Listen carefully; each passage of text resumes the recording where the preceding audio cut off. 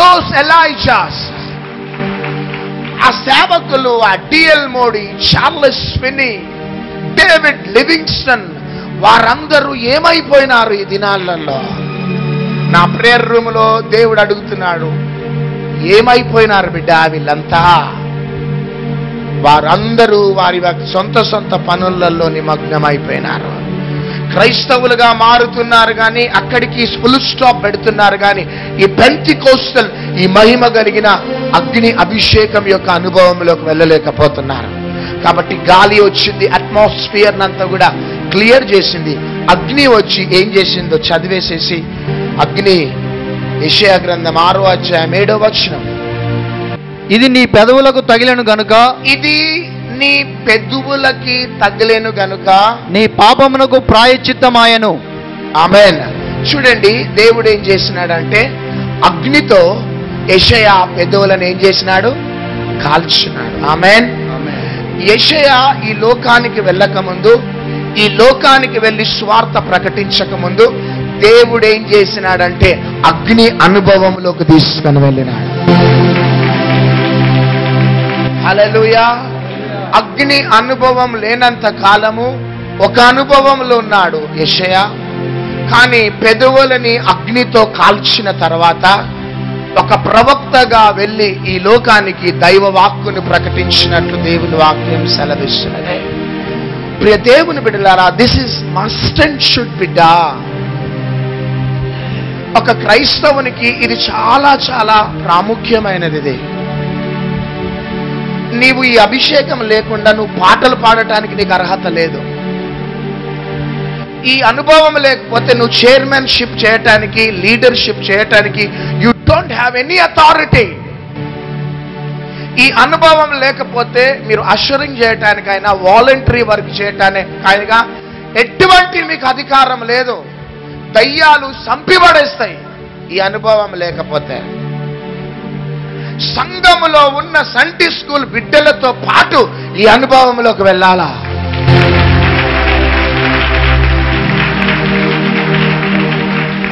నీవు అభిషేకించబడి పాటలు పాడుతూ ఉంటే నీలో ఉన్న స్వరము బయటికి రాదు, కానీ నీలో ఉన్న అనాయింటింగ్ ఆడిటోరియం అంతా కూడా నిండిపోతుంది. నీవు అనాయింటింగ్ తోని నువ్వు చైర్మన్షిప్ కానీ లీడర్షిప్ కానీ నువ్వు మెయింటైన్ చేస్తూ ఉంటే నీ లీడర్షిప్ని బట్టి ఆడిటోరియము, ఆ యొక్క స్టేడియంస్ అంతా కూడా దేవుని మహిమతో నిండిపోతుంది. అంటే నువ్వు ఆరాధన చేసినా, నువ్వు ఏం పని చేసినా కానీ దేవుని బిడ్డలారా, రియల్లీ కొన్ని వర్షిప్ సిడీస్ చూస్తూ ఉంటే వాయిద్యాలు వాయించటం, భాషలలో మాట్లాడుకుంటూ వాయిద్యాలు వాయిస్తూ ఉంటారు.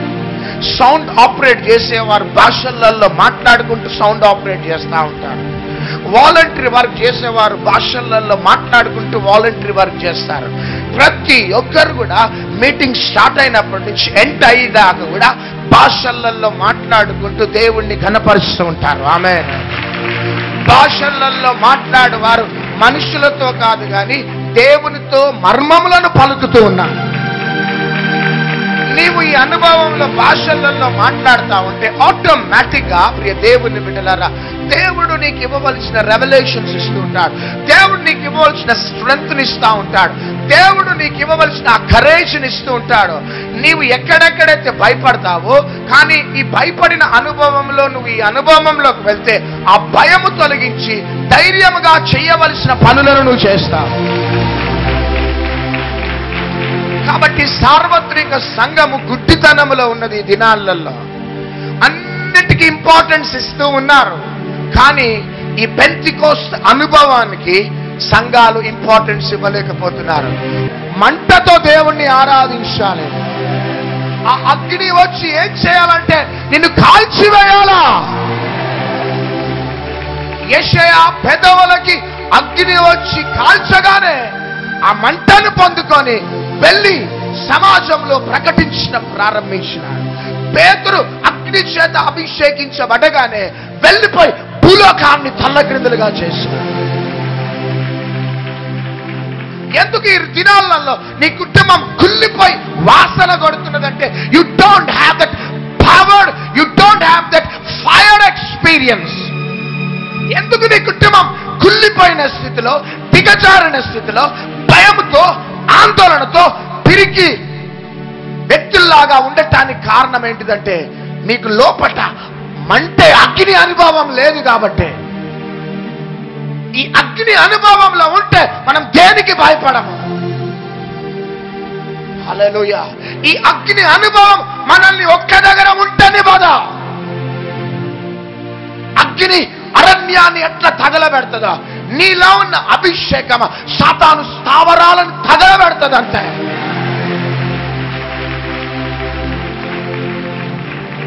ఒకవేళ సాఫ్ట్వేర్ ఇంజనీర్ అయితే నీవు అభిషేకం యొక్క అనుభవంలోకి వెళ్తే సాఫ్ట్వేర్ కంపెనీలో ఎంప్లాయీస్ అంతా క్రీస్తు పాద సన్నిధికి వస్తారు.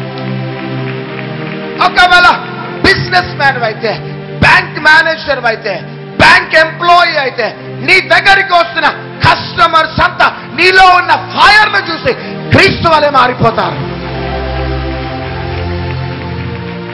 చుట్టాలు, రక్త సంబంధులు, బంధుమిత్రులు రక్షణ లేని స్థితిలో ఉంటే వారికి సువార్త ప్రకటించక ముందే నీలో ఉన్న ఫైర్ ను చూసి మందిరానికి రావటం ప్రారంభిస్తుంది.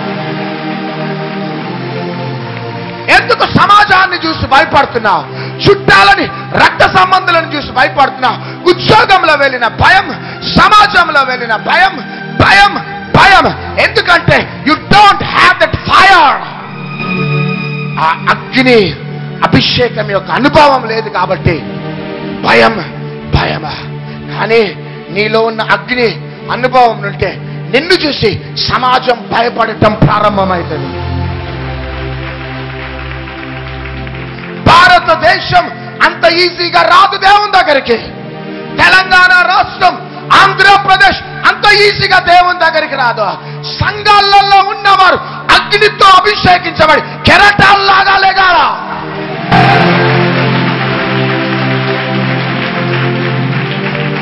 ఎందుకు దేవుడు వాయువును పంపించినాడు, అగ్ని పంపించడానికి కారణం, అగ్ని ఏం చేస్తుందంటే నిన్ను పరిశుద్ధపరుస్తుంది. అందరు చెప్పండి, చెప్పాలా? పరిశుద్ధపరుస్తుంది.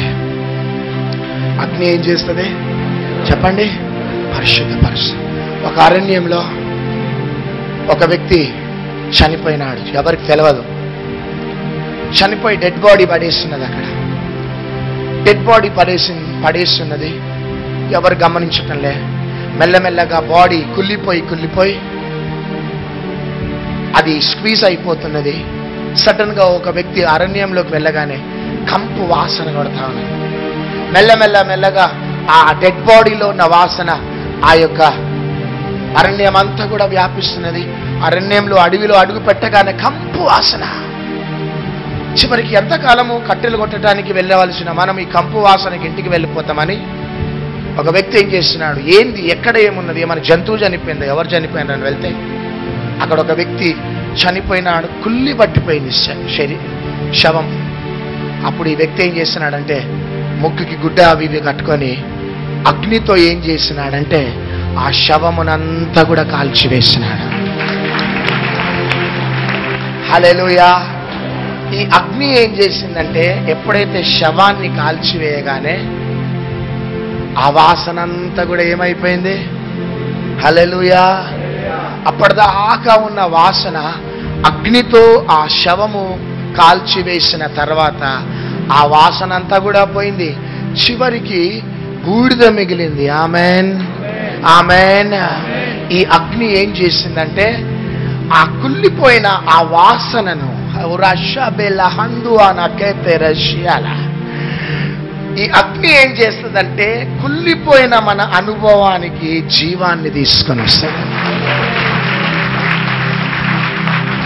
ఈ అగ్ని ఏం చేస్తుందంటే వాసన కంపుతో ఉన్న ఆ డెడ్ బాడీ అగ్నితో కాలిన తర్వాత వాసన ఎట్లా తొలగిపోయిందో మన జీవితంలో కూడా వాసనతోని, పొట్టుతోని, మిడతలతోని, అనేక రకములతోని మనం నిండుకొని ఉన్నప్పుడు ఈ అగ్ని ఏం చేస్తుందంటే మనలో ఉన్న వాసన అంతా కూడా తొలగిస్తుంది.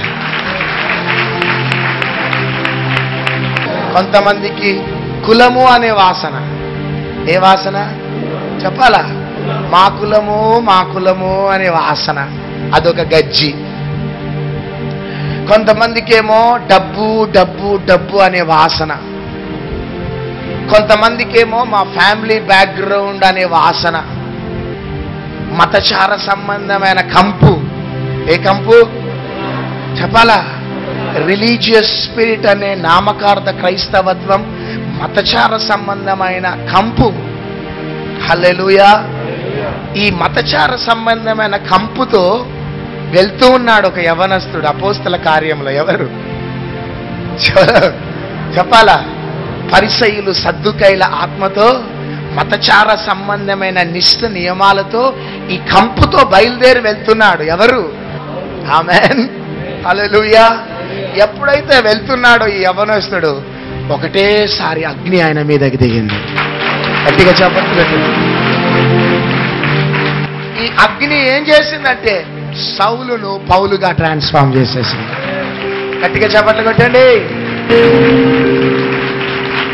హల్లెలూయా, హల్లెలూయా. ఒక ఉగ్రవాదిగా ఉన్న సౌలు పౌలుగా ఎప్పుడు మారినాడంటే, ఆ కంపు తొలగిపోయినప్పుడు అగ్ని దిగి ఆ కంపును తొలగించింది. అగ్ని ఏం చేస్తుందంటే మనల్ని పరిశుద్ధపరుస్తుంది. అందరు చెప్పండి, చెప్పండి. అగ్ని ఏం చేసిందంటే పరిశుద్ధపరుస్తుంది మనల్ని. మనలో ఉన్న వాసనని, కంపునంతా కూడా తొలగించేస్తుంది ప్రియ దేవుని బిడ్డలారా. అందుకనే మొదటిగా గాలిని పంపించినాడు, రెండోదిగా అగ్నిని పంపించినాడు. రెండో మాట చెప్పి నేను క్లోజ్ చేసేస్తాను.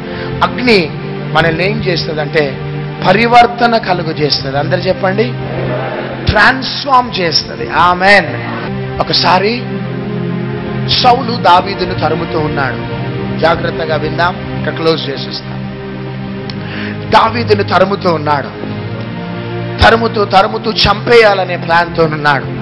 చివరికి ఒక వార్త వచ్చింది, దావీదు ఒక ప్లేస్లో ఉన్నాడని. ప్లేస్లో ఉన్నాడనే వార్త రాగానే సౌలు ఏం చేసినాడంటే కొంతమంది సైనికులను పంపించినాడు. ఆమేన్. ఏం చేసినాడు? సైనికులను పంపించినాడు. ఇక సైనికులతో అన్నాడు, మీరు వెళ్ళి దావీదుని కానీ తీసుకొని వస్తే మీకు ఇవ్వవలసిన బహుమతి ఇస్తానన్నాడు. వీళ్ళు అనుకున్నారు దావీదుని పట్టుకొని వచ్చి రాజు దగ్గర షబాష్ అనిపించుకోవాలని బయలుదేరినారు. ఆమేన్, హల్లెలూయా. ఎప్పుడైతే అడవిలో ఉన్నాడో, అడవిలో దావీదు తన ప్రజలతో దేవుణ్ణి ఆరాధన చేస్తా ఉన్నాడు. చేస్తున్నప్పుడు వీళ్ళు వెళ్ళి చూసినారంతే. హల్లెలూయా. అగ్నితో ఆరాధిస్తున్నాడు. రబా షందరాల రియాల అంటున్నాడు. హల్లెలూయా. దేవుణ్ణి ఆరాధిస్తూ దేవుణ్ణి గణపరుస్తున్నాడు.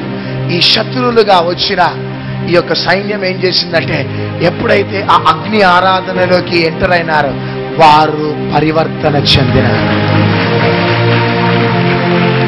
శత్రువులుగా వచ్చిన వీరేమైపోయినారంటే మిత్రులుగా మారిపోయినారు. చప్పట్లు కొట్టాను. సౌలిక ఎదురు చూస్తా ఉన్నాడు, ఏ రబ్బా ఇల్లు అని. వీళ్ళు దావీదుతో కలిసిపోయినారు. మరలా కొంతమందిని పంపించినారు. మరలా వీళ్ళు వెళ్ళినారు, చూస్తున్నారంతే. చూసినారు. దావీదు సైన్యములో ఉన్న అభిషేకం ఏం చేసిందంటే, ఆ అగ్ని ఏం చేసిందంటే ఈ రెండోసారి వచ్చిన సైనికులకు తాకగానే వీరు కూడా పరివర్తన చెందినారు. వీరు కూడా దావీదుతో కలిసిపోయినారు. చప్పట్లు కొట్టండి. మరలా పంపించినాడు, వీరు కూడా పరివర్తన చెందినారు, కలిసిపోయినారు. చివరికి అందరు వెళ్ళిపోయినారు కదా, నేను బయలుదేరదామని సౌలు బయలుదేరినాడు. దావీదు దగ్గరికి వెళ్ళగానే ఆ అగ్ని ఏం చేసిందంటే సౌలును కూడా ట్రాన్స్ఫార్మ్ చేసేసింది. అంటే మనలో ఉన్న అగ్ని ఏం చేస్తుందంటే శత్రువులను సైతం మిత్రులుగా చేసేస్తుంది. ఆమేన్. లూకాసు వార్త 23:12 చదవండి. అంతకు ముందు హేరోదును పిలాతును ఒకనికొకడు శత్రువులై ఉండి ఆ దినముననే ఒకనికొకడు మిత్రులైరి. హల్లెలూయా, హల్లెలూయా, హల్లెలూయా, హల్లెలూయా. చప్పట్లు కొట్టండి. హేరోదు పిలాతు అట అప్పటిదాకా శత్రువులుగా ఉన్నారట. ఎప్పుడైతే ఈ దహించు అగ్ని ఎంటర్ అయింది, ఎవరు? యేసుక్రీస్తు ప్రభు. ఆమేన్. ఎప్పుడైతే యేసుక్రీస్తు ప్రభు వారిద్దరి మధ్యలో ఎంటర్ అయినాడో శత్రువులుగా ఉన్న వీరు ఏమైపోయినారు? మిత్రులుగా మారిపోయినారు. మన అనుభవం ఏంటిదంటే, మనం వెళ్తే మిత్రులు కాస్త, అది మనకు అనాయింటింగ్. మన అనాయింటింగ్ ఏంటిది? మిత్రులు కాస్త శత్రువులయ్యే అభిషేకం మనది. కానీ ఈ అభిషేకం ఏంటిదంటే, శత్రువులను సైతం మిత్రులుగా మార్చేసింది. హేరోదు, పిలాతు మిత్రులుగా మారిపోయినారు. సౌలు పంపిన సైనికులంతా కూడా ట్రాన్స్ఫార్మ్ అయిపోయినారు. ఈవెన్ సౌలు కూడా ట్రాన్స్ఫార్మ్ అయిపోయినాడు. ప్రియ దేవుని బిడ్డారా, ఈ అంత్య దినాలలో నేను ప్రార్థన చేస్తున్నాను. ఆమేన్, హల్లెలూయా. పేతురు యొక్క అగ్ని ఏం చేసిందంటే, సౌలును పౌలుగా మార్చేసింది. ఒకవేళ త్రాగుడికి బానిస అయిపోయిన నీ భర్త ఉంటే, నువ్వు కౌన్సిలింగ్స్ ఇచ్చి, అత్తగారింటికి వెళ్ళిపోయి, లాయర్ నోటీస్ పంపించి, పెద్దలను పంపించి నీ భర్తను మార్చుకోవాలనుకుంటున్నావు, ఆ వ్యక్తి ఎన్నడూ కూడా మారడు. ఆమెన్. కానీ ఒక భార్యగా నువ్వు ఈ అనుభవంలోకి వెళ్ళినప్పుడు నీలో ఉన్న అభిషేకం ఏం చేస్తుందంటే, నీ భర్తను ట్రాన్స్ఫార్మ్ చేస్తుంది. ఒక ఫుల్ బాటిల్తో వస్తున్న నీ భర్త, తాగి ఇంటికి వస్తున్న నీ భర్త బైబిల్ పట్టుకొని ఇంటికి చేరుతాడంట. హల్లెలూయా. ఈ అగ్ని ఏం చేస్తుందంటే, ఎదుటిన్న వ్యక్తిని ట్రాన్స్ఫార్మ్ చేసేస్తుంది. నేను నమ్ముతున్నాను ప్రియ దేవుని బిడ్డలారా, ఈ భారతదేశంలో మనలో ఉన్న అగ్ని నెబుకద్నెజర్ లాంటి ఆత్మలని మార్చేయబోతున్నది. ఫరో లాంటి ఆత్మలని మార్చేయబోతున్నది. ఆహాబు లాంటి ఆత్మను మార్చేయబోతున్నది. చూడండి, దానియేలులో ఉన్న ఆ అగ్ని ఏం చేసిందంటే, నెబుకద్నెజర్ రాజుని తన ముందుకు తీసుకొని వచ్చింది. చప్పట్లు కొట్టండి.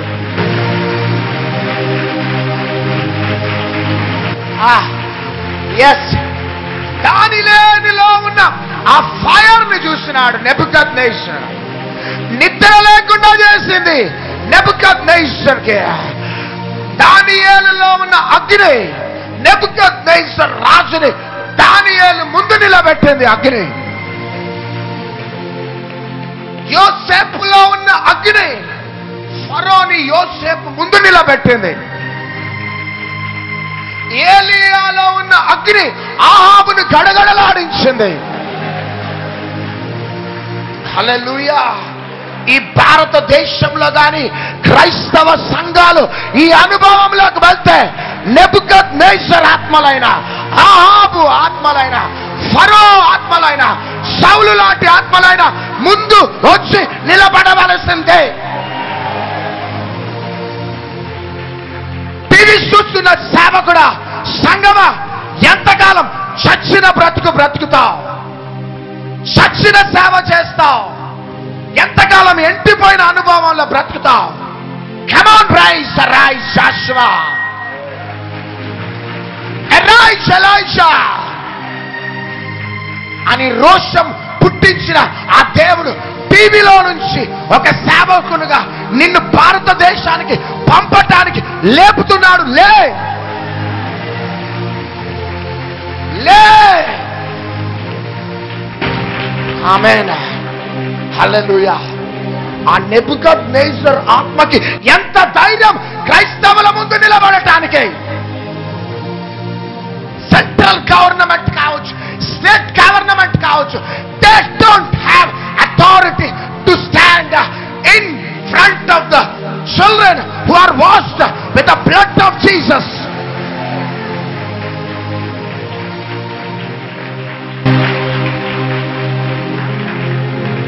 లేదు, దమ్ములు లేవు. ఆమేన్, హల్లెలూయా. పేతురు సౌలుకి నిద్ర లేకుండా చేసినాడు. దానియేలు దర్యావేషుకి నిద్ర లేకుండా చేసినాడు. యోసేపు ఫరోకి నిద్ర లేకుండా చేసినాడు. మోషే ఫరోకి నిద్ర లేకుండా చేసినాడు.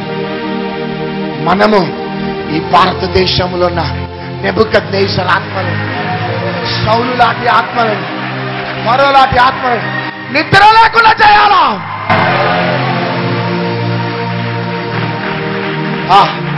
హల్లెలూయా, హల్లెలూయా. చివరికి నెబుకద్నెజర్ రాజుకి ఎవరికి అర్థమైనారంటే, దానియేలు గతేయండి అంతే. ఎవరు చెప్పాలా? చివరికి దొరికింది ఎవరంటే దానియేలు. ఫరోకి చివరికి దొరికింది యోసేపు. నెబుకద్నెజర్ డానియేల్ దగ్గరకు వచ్చి జరగబోయే సంఘటనలు ఏంటిదో చెప్పు డానియేల్.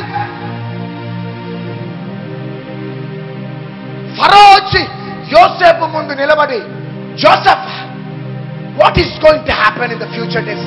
టెల్ జోసెఫ్, చెప్పు యోసేపు అని అడిగినట్లు భారతదేశంలో ఉన్న నాయకులు రావాలంతే.